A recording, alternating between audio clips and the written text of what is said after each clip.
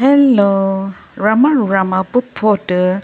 Hope all are in good health, feeling great, wonderful, having a happy and peaceful life. Now let's continue with Muruganar.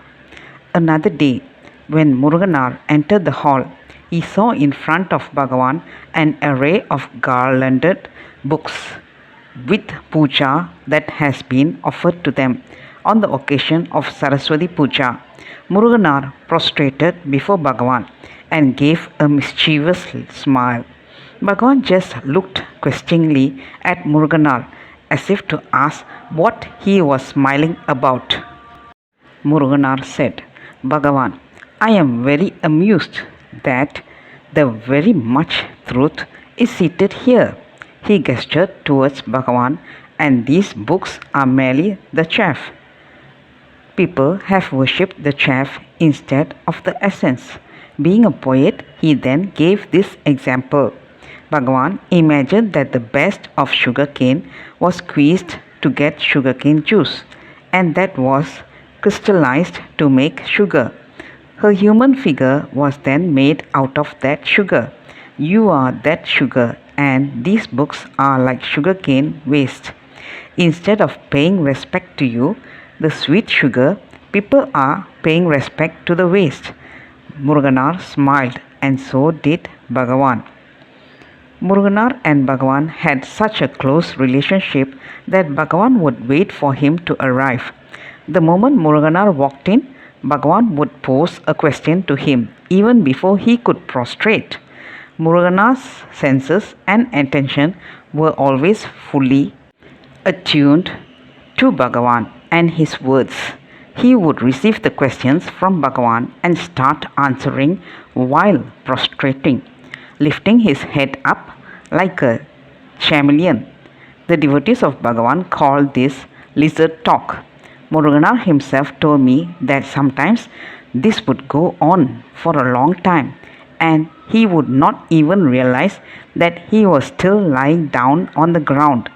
Vishwanatha Swami was amused and asked him to stop his lizard talk, at least when he came to the old hall. Muruganar recounted, I knew that people were amused, but at the time of prostrating, I was so absorbed in giving answers to Bhagavan that I would not be aware that I was lying on the floor. As I was lying down, my voice would not be clear, and Bhagavan would have to strain to listen to me. None of this mattered because for me, nothing existed except the fact that Bhagavan had asked me a question and that I had to answer him. Sometimes, when he was seated in front of Bhagavan, poetry would gush forward. Bhagavan would go up the hill or to the cowshed. When he came back, Muruganar would still be seated, engrossed in his writing. Bhagavan would ask him a question and wait for an answer. He would stand next to Muruganar, who would keep writing busily and even answer his questions without realizing he was talking to Bhagavan. The others would be shocked because, according to Hindu tradition, it was a sign of disrespect for a disciple to be seated while his guru stood before him. Moreover, Bhagavan could not stand for long after the Padala Linga experience. Muruganar tried to assist the management in Ramana Ashramam because it insisted that anyone living there or eating there had to do some service. He tried his best but failed because he was so absorbed in his sadhana. Therefore, he finally had to move next door to Palakuthu, stay in someone else's veranda and beg for food to sustain his body. Bhagavan poured his grace on Muruganar all the time, but at the same time never interfered in the management of the ashram. On many days, the inspiration for writing poems was so strong that he would forget he had not eaten and that it was time to go to beg. One day, he had gone without food the entire day and hadn't even realized it. It was the festival of Mahasivaratri, a day on which Hindus observe a strict fast for 24 hours. When he went to Bhagavan the next day, Bhagavan gestured to him to accompany him around the hill. Muruganar followed him with enthusiasm, but was quickly fatigued because he was hungry, having been without food for 2 whole days. After covering some distance, Bhagavan noticed Muruganar's tired face and inquired compassionately, "Did you not eat yesterday? Were you fasting because it was Sivaratri?" It was then that Muruganar remembered that the previous day had been Sivaratri. "Yes, Bhagavan, I haven't eaten," he replied. After their circumambulation of the hill, Bhagavan asked Muruganar to follow him and have a full meal at Ramana Ashramam. He also appointed one of his attendants to go into the kitchen and supervise the serving of food to ensure that Muruganar would have a good meal there.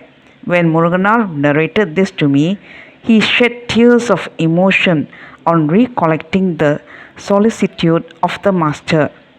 However, this solicitude was an isolated incident. There are many instances when the opposite also took place. One day, Sub-Registrar Narayana Iyer told me, it has also been written in an article published by the ashram that he and another devotee, T.P. Ramachandra Iyer, wanted an explanation from Bhagavan of the 6th verse of Bhagavan's 8 verses on Arunachala. When they entered the hall with the book open, they saw Muruganar prostrating before Bhagavan and taking leave to go into the town to beg. One of the attendants reported, "Bhagavan, we just ground a jackfruit to make a dessert for lunch. Muruganar gave us money for the bhiksha because it is his mother's anniversary. We feel terrible that Muruganar has to still go to the town and beg." Bhagavan's expression changed and he replied coolly, "Yes. Whose responsibility is it to invite Muruganar to stay and eat with us? It is the duty of the authorities." Muruganar went to beg. The intention here is not to point out the harshness of the management, but to illustrate how Bhagavan was solely concerned with Muruganar's spiritual emancipation. Whether he had eaten or not, or whether physical comforts were there or not, was immaterial. Bhagavan's whole attention was focused on seeing that Muruganar led an austere life, established in the truth. Muruganar is the link between Bhagavan, the truth, and us, ignorance. If it was not for his living example, we would have thought Bhagavan to be an unattainable ideal like Buddha or Jesus Christ.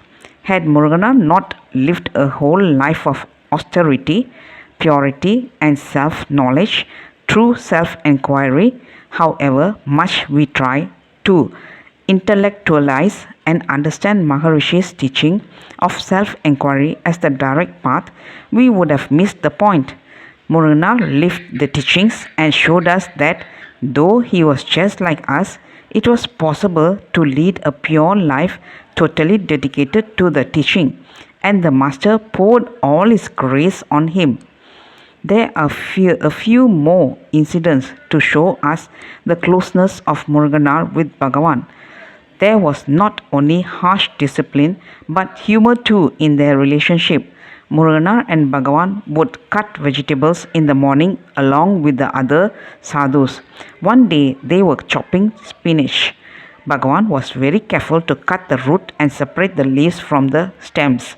He cooked each part differently and made sure that nothing was thrown away.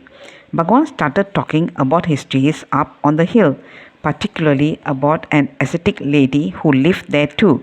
She was called Kire Pati, meaning spinach granny, because she collected various kinds of spinach for cooking. Bhagavan narrated how knowledgeable she was about every herb on the hill, knowing its name, content, and benefit. When Bhagavan had finished, he observed that Muruganar's chopping of the spinach was shabby. Bhagavan wryly observed, "Your skill in chopping spinach is as striking as your success in running your household. Muruganar had run away from family life and hence felt a bit hurt by Bhagavan's words. He then wrote a poem and placed it before Bhagavan, who was very amused on reading it. All the onlookers curiously asked Bhagavan what he was smiling at. Bhagavan read out the poem. Oh Ramana, you are an extraordinarily efficient person. Yes. Why don't you then marry an equally efficient young maiden and set up home? Why should you be wandering around as a mendicant in a loin cloth begging food, when you could easily have set up an ideal household? Bhagavan laughed heartily, and the others joined him in his mirth. Once an herbal oil was being made at the ashram. When it was ready, it had to be filtered by pouring it on a cloth spread across a large vessel. Bhagavan held the cloth and asked Muruganar to pour the oil into it with a ladle. Bhagavan was talking about these herbs, some of which could even make one disappear from one place and appear in another. So rapt was he by Bhagavan's stories that Muruganar continued to pour the oil without noticing that it had begun to overflow. Bhagavan was attentive and efficient. So he chided him, saying, Stop! What are you doing? You are spilling the oil. You are so careless. Then, to pacify him, he added cajolingly, Come now, take the spilled oil and smear it on your head. Who will give you such a good, costly herbal oil? Go on and put it on your scalp. Muruganar's attention was still riveted on Bhagavan, and so instead of taking the oil, he scraped up mud from the ground. Bhagavan quickly said, Hey, stop! I asked you to put the oil on your scalp, not mud. This is the Guru discipline relationship. The Guru's grace not only awakens the highest wisdom but also oversees the welfare of the devotees. By 1926, Muruganar had left his wife Meenakshi in Chennai to join the ashramam. Meenakshi was an uneducated but wonderful lady who had no means of supporting herself. Not knowing how to tackle the world, she would stay with her father for some time and then come to Tiruvannamalai to beg Muruganar to live with her. Whenever this happened, Muruganar would disappear up the hill, and it was always a tough task for even Bhagavan to find him. Each time he had to send 4 people after him for 3 whole days to bring him back. Finally, Bhagavan pleaded with Muruganar to comply with Meenakshi. Muruganar was so stubborn that he ran away into the hill once more. So Bhagavan found another way to soothe Meenakshi. He took special care of Meenakshi. When I met her, she told me of many instances of her direct experiences with Bhagavan. I requested her to put them all in writing, which she did in Tamil in a notebook that is now in the archives of the ashram. One incident mentioned in the book particularly touched my heart. During the course of Bhagavan's bid to teach Meenakshi to just be happy, he asked, Meenakshi, what can I do for you? Meenakshi showed him her torn sari. Bhagavan, look at my sari. What do I want? I want clothes and food to eat, which have been denied to me because my husband is not taking care of me. Bhagavan was so moved that he said, Meenakshi, I assure you that all your life there will not be a dearth of these 2 things, clothes and food. Bhagavan did not stop with just this verbal assurance. He sent Kunjuswami to the head of the Isanya mutt in town begging for a sari. A master in a loincloth, who seldom asked anything for himself, sent a sannyasi to another sannyasi to beg for a sari for another man's wife. He then offered it to her with the repeated assurance, Meenakshi, you will be happy. You will be provided with clothes and food all your life. When she narrated this in the 1960s, I started taking care of her. I would send her 2 saris every year. She was not a spiritually inclined person and could not stay in Ramana Ashramam. She preferred to stay in Chennai. So I arranged for her to be given food in 7 houses, one for each day of every week. When I came to know that Meenakshi was on her deathbed, I went to Chennai to spend some time with her. She blessed me profusely. I asked her, Meenakshi Amma, how are you? Her stomach was swollen. She said, I am very happy. I could not believe her. She added, Bhagavan is with me all the time and has fulfilled his assurance to me through you. I have no dearth of clothes or food. Ganesa, Bhagavan is God himself. Meenakshi could not have a happy life as Murugana's wife, but she was always happy until her last moments as Bhagavan's pet child. It was a privilege for me to interact with her and be of some service to her. Let's continue in the next chapter, folks. Thank you. Bye bye. Rama Rama Pupoda.